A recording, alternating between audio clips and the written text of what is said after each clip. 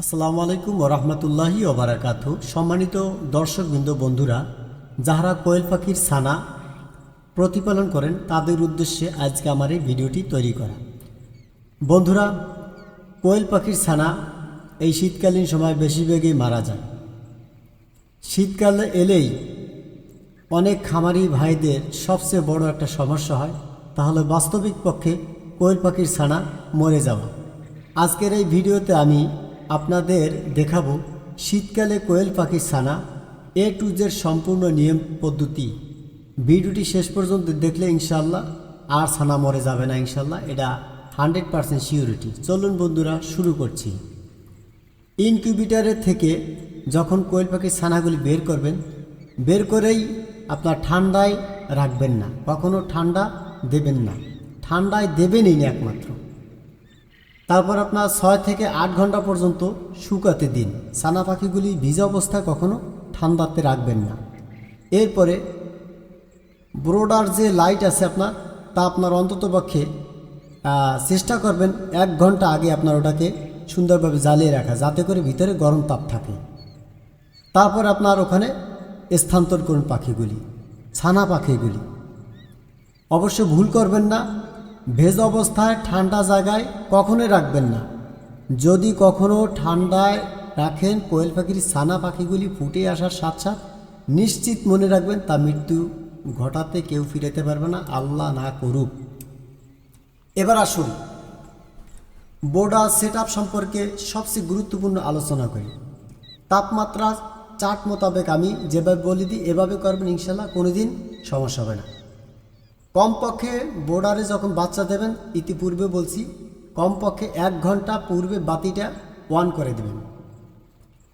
তাপমাত্রার চার্ট হলো প্রথম সপ্তাহে 35 থেকে 37 সেন্টিমিটার, দ্বিতীয় সপ্তাহে 32 থেকে 34 সেন্টিমিটার, তৃতীয় সপ্তাহে 28 থেকে 30 সেন্টিমিটার, আর চতুর্থ সপ্তাহে 25 থেকে 27 সেন্টিমিটার রাখবেন।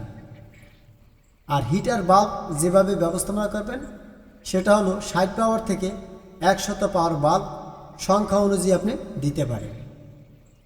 তারপরে আলো প্লাস তাপ একসাথেই থাকবে।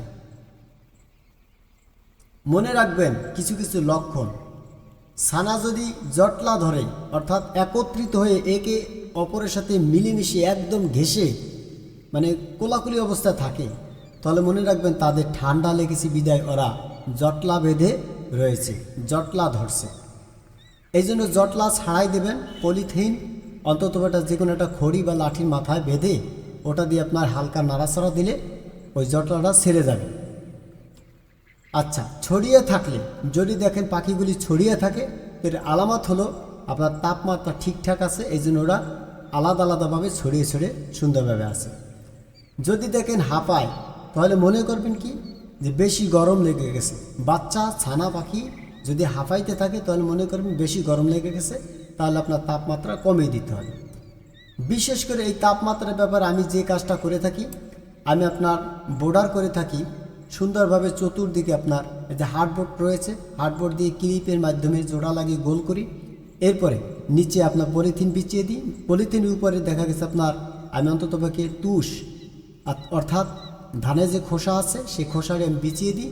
তারপরে আমি আপনার বস্তা বা ছালা এইটা আপনার বিছিয়ে দেওয়ার পরবর্তীতে ওখানে আপনার বোর্ডারের লাইট যখন আপনার একাধারে 1 ঘন্টা পর্যন্ত গরম রাখি। অর্থাৎ আমি সিস্টেমটা করি হলো কমপক্ষে 60টা বাতি, 100 পাওয়ারের 60টা বাতি আমি বোর্ডারের পলিথিন আপনার যাকে বলা টিন, উপরে যে টিন দেওয়া থাকে গোল করে ওর ভিতরে ছিদ্র করে করে আমি বাতিগুলি ফিটিং করি। এরপরে তাপমাত্রা যে মেশিন থার্মোমিটার আছে, ওই থার্মোমিটার আপনার ওখানে পাতিয়ে দিই। ওটার মাধ্যমে আপনার নিয়ন্ত্রণ করা হয় 37.7। এটা আমি এভরিথিংভাবে সবসময় জন্য চালু রাখি, তাতে কোনো সমস্যা না।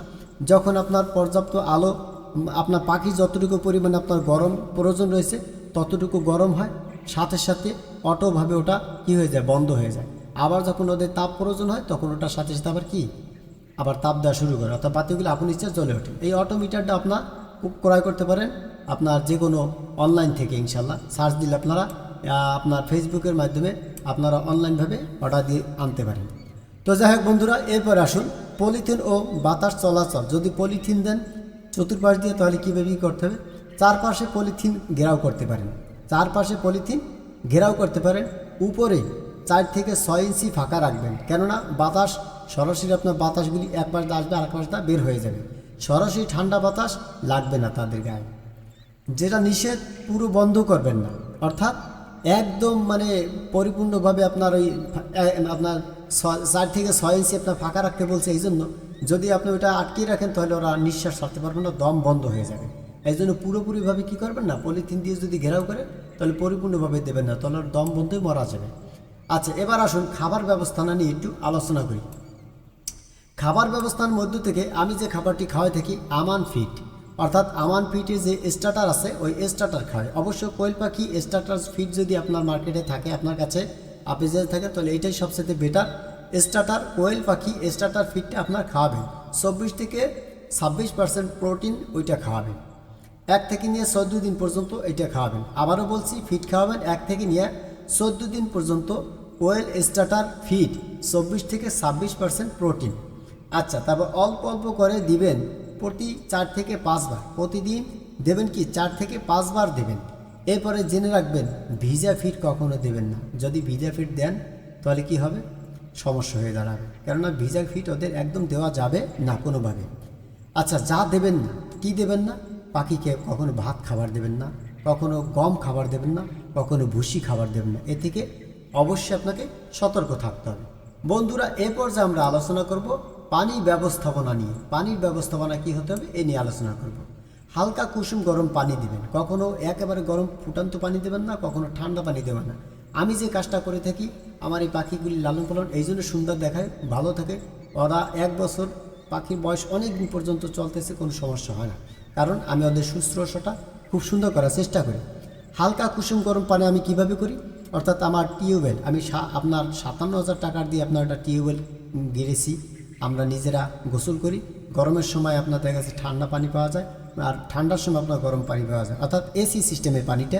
57,000 টাকা তো কম না, কি মনে করছেন? এখন আপনি কোয়েল পাখি পালন জন্য কি আপনার ওইটা প্রয়োজন আছে? নেভার। এটা আমরা এক্সাম্পল শুরু আসলো তাই বললাম।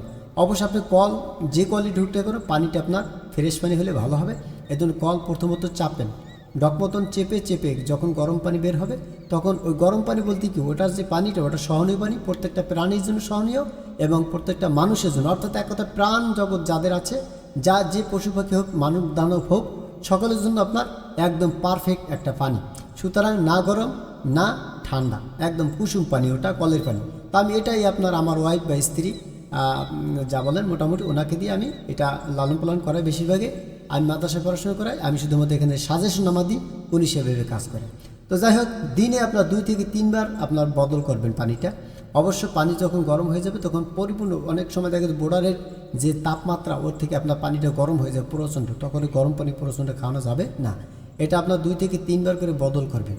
পানিতে প্রথম 3 দিন, কথা বুঝতে পারছেন? পানিতে প্রথম 3 দিন কী করবেন, গ্লুকোজ দেবেন বা ভিটামিন সি দেবেন। বুঝতে পারছি বন্ধুরা? পানিতে প্রথম 3 দিন আপনার গ্লুকোজ দেবেন অথবা ভিটামিন সি এটা দিয়ে দেবেন। এরপর আপনার ঠান্ডা পানি যদি খাওয়ান, মনে রাখবেন যদি ঠান্ডা পানি আপনি খাওয়ান তাহলে কিন্তু আপনার ছানা দুর্বল হয়ে যাবে, এক পর্যায়ে আপনি ছানার খবরও পাবেন না। ছানা কিন্তু বলবে আমাকে ধরতে মানা, বুঝছেন? আপনার কোয়েল পাখি ছানা, ও বলবে কি আমাকে ধরতে মানা, তার মানে মারা যাবে কিন্তু।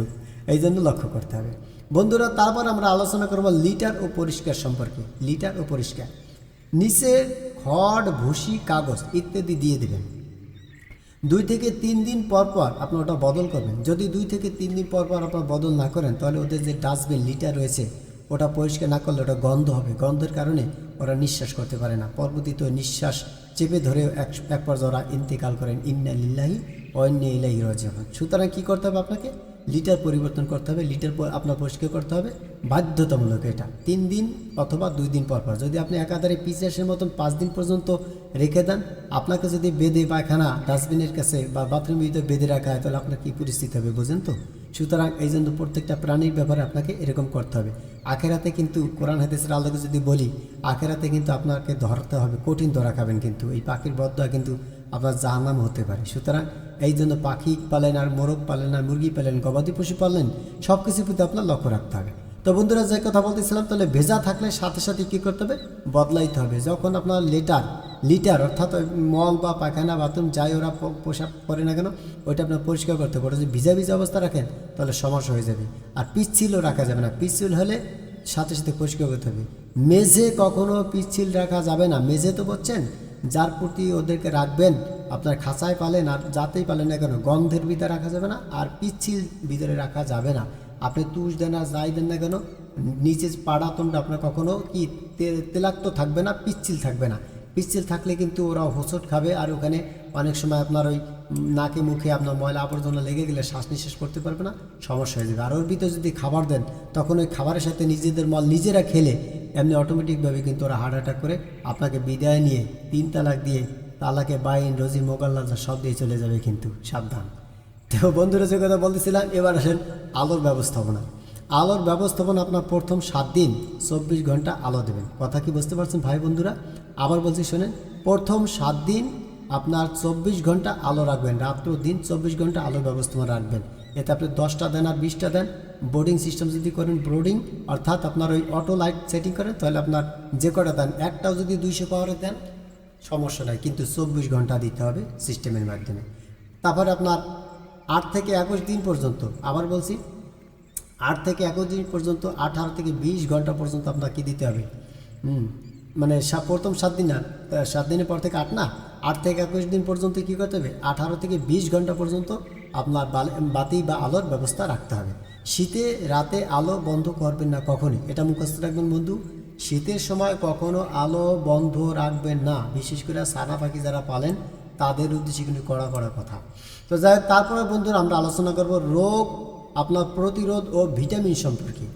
রোগ প্রতিরোধ ও ভিটামিন সম্পর্কে আলোচনা করতে গেলে প্রথম 7 দিনের রুটিন আমি এভাবে দিয়ে থাকি।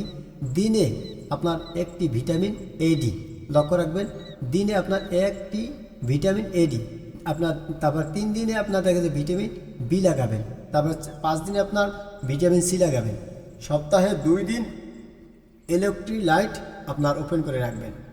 সাবধানত হলো যে আলাদা অসুস্থ ছানা আলাদা রাখবেন।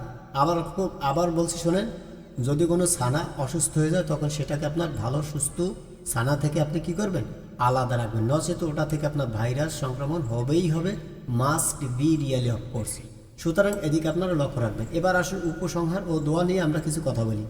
আপনি জেনে রাখবেন, এই নিয়মগুলি যদি সঠিকভাবে আপনি মানেন, শীতকালেও কোনো দিন কোয়েল পাখি ছানা আপনার লালন পালন করতে কোনো সমস্যা হবে না ইনশাআল্লাহ। ভিডিওটি বন্ধুরা যদি ভালো লাগে তাহলে অবশ্যই আমি কি একটা লাইক পাবো, কমেন্ট শেয়ার সাবস্ক্রাইব করে সাথে থাকবেন। এরকম নতুন নতুন ভিডিও পেতে অবশ্যই চ্যানেলটি কিন্তু লাইক কমেন্ট শেয়ার সাবস্ক্রাইব করে সাথে থাকবেন।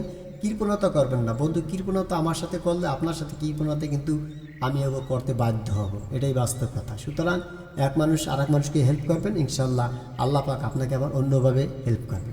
তো বন্ধুরা, বোনাস হিসাবে একটা কথা বলি, সে হলো যে আপনার যখন নাকি আপনি আমার কাছে প্রশ্ন করবেন যে ভাই আমার এরকমভাবে একেবারে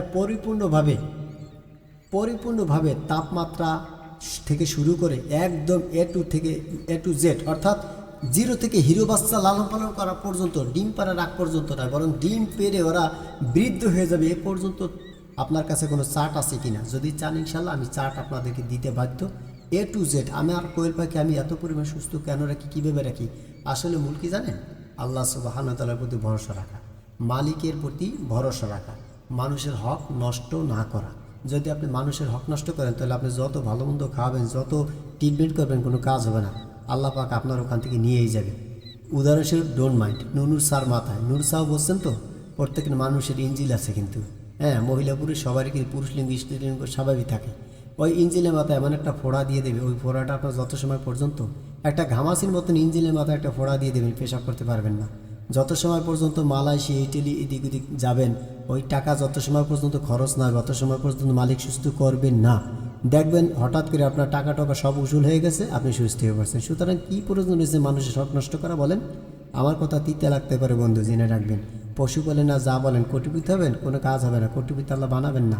আপনার হইলে ওই টাকা আপনার কাজে লাগবে না, আপনার সন্তানের প্রতি যাবে, আপনার দেখা যাচ্ছে পশু পাখির প্রতি যাবে। এমন একটা ঘটনা ঘটবে, একটা অ্যাক্সিডেন্ট ঘটাই দেবে আপনার বড় ছেলে ছোট্ট ছেলে মেজির ছেলের প্রতি, ওই মারিং বেজির টাকা ওইখান থেকে উসুল না হওয়া পর্যন্ত আপনার সন্তান সুস্থ হবে না। হঠাৎ করে এরকম এমন বিপদ ঘটে যে বড় সন্তানটা মরে যায়, চলে যায়, অ্যাক্সিডেন্ট করে চলে যায়, কী কারণে? জহর আল ফাসাদে ফিল বাররি ওয়াল বাহরি বিমা কাসাবাত আইদিন নাস, আপনার হাতের কামাইয়ের কারণে, আপনার গুনার কারণে। সুতরাং ওরকম কাজ না করি, একে অপরকে ভালোবাসি, হিংসা মুক্ত থাকি, ইনশাল্লাহ এক ভাই আর এক ভাইকে হেল্প করব। আবার অবশ্যই শেষবারের মতো বলছি বন্ধুরা, আমার কথা কষ্ট পাবেন না, অবশ্যই আমার প্রত্যেকটা কথা এভাবে হয়ে থাকে। বিশেষ দ্রষ্টি হিসেবে শেষ করে দিচ্ছি, আমার 4টে চ্যানেল রয়েছে। একটা হলো মাদ্রাসাতুল মাদিনা পুরুষ মহিলা উভয় শাখা একটা চ্যানেল, আর একটা হলো আপনার বলরব শিল্পী গোষ্ঠী, আর একটা হলো আপনার স্টুডিও বলরব। এখানে হামদ, নাদ, গজল ইত্যাদি আপনার তৈরি করা হয়, মিক্সিং মাস্টারিং কমপ্লিট করা হয়। আর আপনার এই একটা চ্যানেল অর্থাৎ পয়সার হাট এগ্রো, পয়সার হাট স্বপ্নপূরণ এগ্রো চ্যানেল। এই 4-5টা চ্যানেল আমার আছে। আপনারা যদি সম্ভব হয় আমি লিঙ্ক দিয়ে দেবো, এটা লাইক, কমেন্ট, শেয়ার, সাবস্ক্রাইব করে সাথে থাকবেন। আপনাদের যা দরকার প্রয়োজন আছে শুধু প্রশ্ন করবেন, উত্তর দেবেন ইনশাআল্লাহ। যত প্রকার জটিল ও কঠিন মাসাল দরকার রয়েছে এটা অবশ্যই এ ভিতরে বলা উচিত না, তারপর বলে দিলাম। যদি প্রয়োজন হয় ইনশাআল্লাহ জটিল, কঠিন, লজ্জাজনক যত প্রকার আছে, ফরজ গোসল থেকে শুরু করে একদম যা প্রয়োজন আছে ইসলামিক মাইন্ডের কি প্রশ্ন করবেন ইনশাআল্লাহ উত্তর পেয়ে যাবেন। এখানে কমেন্ট বক্সেও যদি করেন ইনশাআল্লাহ, তাহলে আপনার নাম উল্লেখ করে আপনার নাম ঠিকানা বলবেন, দেবেন, ইনশাআল্লাহ আমি উল্লেখ করে আপনাকে বলে দেবো ইনশাআল্লাহ, উত্তরটা পেয়ে যাবেন যত প্রশ্ন উত্তর আছে ইনশাআল্লাহ। তো ঠিক আছে বন্ধুরা, ভালো থাকবেন, সুস্থ থাকবেন। আসসালামু আলাইকুম রহমতুল্লাহি ওয়া বারাকাতুহু।